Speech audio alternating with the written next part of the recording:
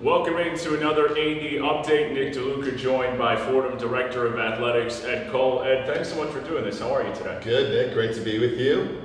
Fun to catch up and look forward to talking about our athletic department.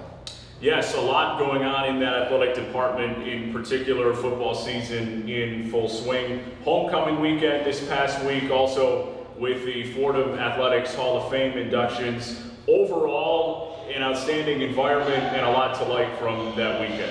It's been a great week for Fordham Athletics. It's been a great week to be a Fordham Ram, Nick. Starting on Thursday, we have the Fordham Hall of Fame. A little bit delayed and rescheduled or postponed due to COVID, the pandemic. For that reason, we had a little bit of a larger class. 17 honorees, 13 into the Hall of Fame, 4 Victory Bell Award recipients, the 3 Johns for our football office project, John Lamello, John Zizzo, John Constantino, and then everybody's favorite sister on campus, Sister Ann Walsh, which was a very, very special evening. Great turnout, about 350 people. Our first athletics event in probably 20-something months. So I think it was great to have it on campus on Eddie's Parade, and a perfect way to kick off homecoming weekend. So you get that environment and able to see all those faces once again in a successful weekend in the Hall of Fame, and then also into the weekend with Fordham 56-7 win over Wagner and just homecoming environment. How happy were you to get everyone back for homecoming for the first time in a couple of years, and just for the players and for the school to be able to experience? Yeah, it was a tremendous weekend for homecoming, for our football program, which I'll talk about in a second. But just a great, for a lot of our sports, starting even on Thursday evening, or actually probably Wednesday, great win for men's soccer, who then added another tremendous win on Saturday night as they got their A10 championship rings from last year during our homecoming football game, which is great for those young men, and great off to a good conference start for men's soccer, Coach Cuesta. Friday, great win for volleyball, taking down GW here in the Rose Hill Gymnasium. The Metro Cross Country Championship, Van Cortlandt Park, men and women took victories there. Into homecoming Saturday, and our football team has had 2 great road wins, Stony Brook and then Lafayette, and to have Wagner on homecoming in terms of a packed coffee field and a campus that was buzzing with alums, it was a perfect environment. Really exciting to see so many alums back on campus, as well as our student body to be really energized and fun. A fun environment and culture that hopefully is contagious and continue to spread that good feeling. Fordham football winners of 3 straight for the first time since 2016. An opportunity this weekend when they take on Bucknell to win a 4th straight for the first time since 2015. How excited are you with what you've seen over the last few weeks with that program? I'm extremely proud and thrilled of what Coach Conlon and our football program have put together. You know, Nick, even in the start with a tough non-conference schedule, 2 FBS games, a very good nationally ranked Monmouth team.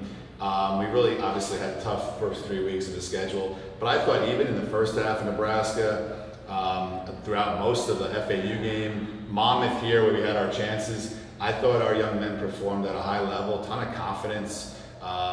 Took it right at Nebraska, took it right at FAU. I could see the benefits and the dividends that are coming off of those high-end FBS games. And so kudos to Coach Collins and the staff for keeping those young men focused. And the elevation and the success, the offense has just been clicking at a whole other level. So I think really mojo's rising, confidence is rising for our football team. And Saturday was also a special day for our football program. We did the unveiling of the new football offices, Nick, which I know it sounds like an old project, and it is. But with the 2 years of COVID, a lot of our generous donors and supporters were unable to see it. So we had a whole bunch of them do a whole brunch over in Lombardi and see the new offices, and we celebrated with a lot of them. So I was excited part of homecoming as well.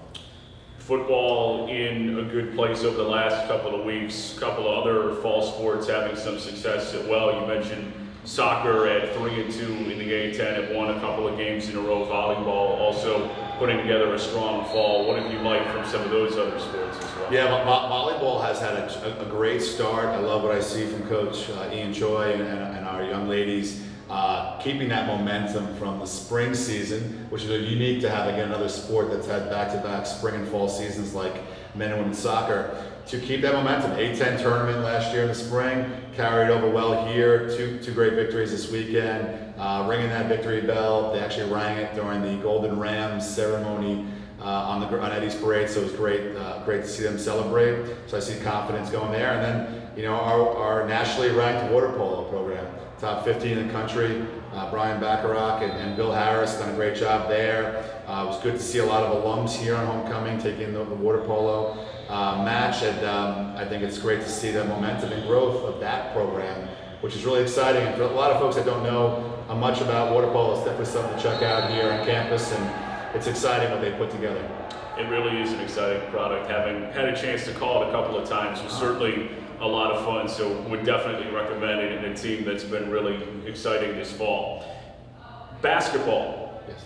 For women's basketball, 20 days away. Men's basketball, 26 days away. How far up the list is that on your calendar, and how excited are you for those two programs to get going? Yeah, as you know, in terms of being an Atlantic 10 conference member, our men's women's basketball program, obviously it's a strong basketball conference, and it's something we're paying a lot of attention to in terms of we sit here in almost mid-October, and it's right around the corner. Hard to believe. I think you can even hear them practicing inside the gymnasium right now, and a lot of buzz and excitement.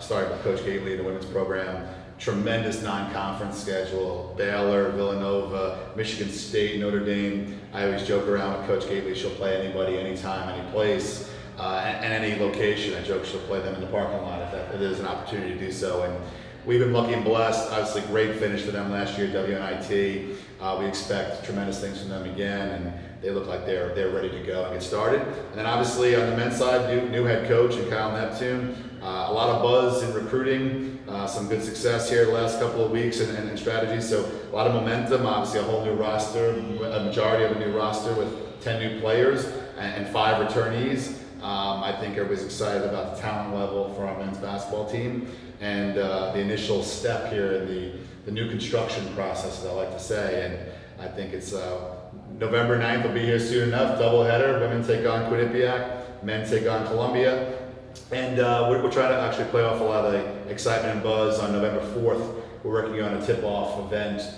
for our alums and donors, but also for the student body, Nick. So you and your classmates can get out here, meet both teams, do a little concert in the gymnasium, and try to really get the rally and excitement going for basketball season. I think the future is extremely bright, and season tickets are on sale. We've actually had a great week of season ticket sales. I think on Monday we sold like 125 or so, which is almost 3 times the total we had a couple of years ago. So we're in a great start. Please get your season tickets.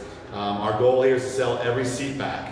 So my promise is that no individuals will be able to walk in and buy a seat back ticket. They're going to be all season ticket holders. So continue to push that. But I think a lot of our alums are excited, and the support's been incredible. And a lot to be excited about on Rose Hill. Thanks so much for taking some time. My pleasure. Thank you, Nick.